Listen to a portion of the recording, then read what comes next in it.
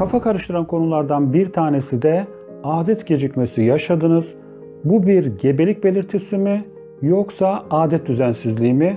Bu konuyu konuşacağız. Hepiniz hoş geldiniz. Düzenli adet görmek demek ne demektir? Öncelikle bu konudan bahsetmekte fayda var. Düzenli adet görmek demek 28 günde bir adet görmek demektir. Adetinizin birinci gününden itibaren saydığımızda 28. gün tekrar adetinizin birinci gününe denk geliyorsa düzenli adet görmek demektir bu.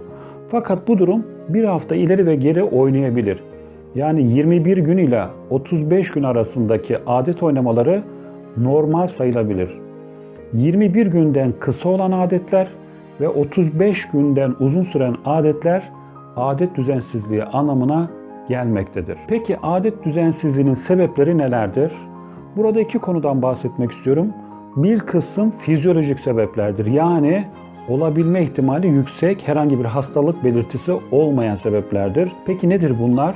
Stres, sıkıntı, kaygı, hızlı kilo alma, hızlı kilo verme, spor yapma, egzersiz. Bu durumlar genelde fizyolojik olarak adet gecikmeleri yapabilir. Bunlar çok uzun sürmezler. Mesela sınav zamanı vardır ve o dönemde adet gecikmesi olabilir. Veya spor yapıyorsunuzdur, koşturmaca, egzersiz vardır. O dönemde de adet gecikmeleri olabilir. Hızlı kilo aldınız, hızlı kilo verdiniz. Bu durumlarda da adet gecikmeleri olabilir. Bunlar fizyolojik herhangi bir hastalık belirtisi değildir. Fakat patolojik dediğimiz, yani rahim duvarında miyom olması veya rahim duvarında et parçası dediğimiz poliplerin olması, bunlar aynı zamanda rahim ağzında da olabilirler. Veya kullandığınız herhangi bir hormonal ilaçlar, bunlar da adet düzensizliği yapabilir. Veya daha kötü kanserler bu durumlarda adet düzensizliği yapabilir. Bunlar patolojik sebeplerdir. Bunların tedavileri vardır ve onlara yönelik tedavi etmek gerekir. Peki yaşadığınız bu durum bir hamilelik belirtisi midir? Yoksa tüm bu saydığımız sebeplerden dolayı mı adet gecikmesi yaşadınız? Bunu ayırmanın en önemli yöntemi gebelik testi yapmaktır. Gebelik testi iki şekilde yapılabilir. Bunlardan bir tanesi idrarda yapılan gebelik testidir. Diğeri ise kanda yapılan gebelik testidir.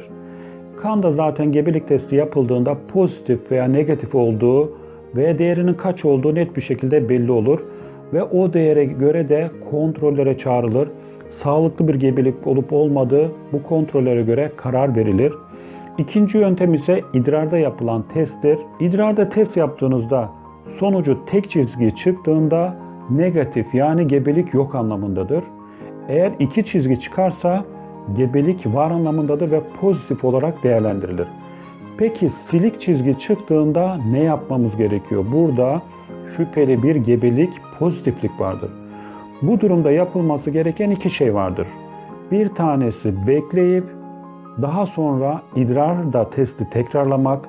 Bu durumda eğer gerçekten sağlıklı bir gebelik varsa 3-4 gün sonra yapılan idrar testinde bu sefer çift çizgi, yani pozitif olarak karşımıza çıkabilir. İkinci yöntem ise eğer şüpheli pozitiflik varsa kanda gebelik testi yapmaktır. Kanda yapılan gebelik testinin sonucuna göre de pozitiflik veya negatiflik ortaya çıkar ve ona göre de sağlıklı bir şekilde büyüdüğünü anlamak için de kontrollere alınır. Sonuç olarak adet gecikmesi yaşadığınızda az çok izlenecek yolu anlatmış oldum. Tabii ki patolojik durumlar, yani miyomlar, rahim duvarındaki et parçaları, rahim ağzındaki et parçaları veya dışarıdan kullanılan hormonal ilaçlara bağlı adet düzensizliğinin veya adet gecikmelerinin sebeplerine yönelik ultrasonlar ve onlara yönelik tedaviler farklı bir durumdur. Bununla ilgili hepsini ayrı ayrı değerlendirip ayrı ayrı tedavi etmek gerekiyor. Bizim burada anlatmak istediğimiz özellikle hamilelik açısından adet gecikmesi, hamilelik şüpheniz var. Bu konuda adet gecikmesi yaşadınız.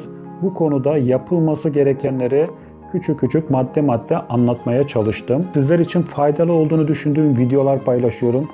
YouTube kanalıma abone olarak bu bilgilerden yararlanabilirsiniz. YouTube katıl butonumuzla beraber iletişimimiz daha kolay olacak. Katıl butonumuzda 3 tane grup bulunmaktadır. Bunlardan bir tanesi WhatsApp grubu. WhatsApp grubunda paylaşımlar yapabiliriz, sohbet edebiliriz, problemlerimizi anlatabiliriz ve bu problemleri çözmeye çalışabiliriz.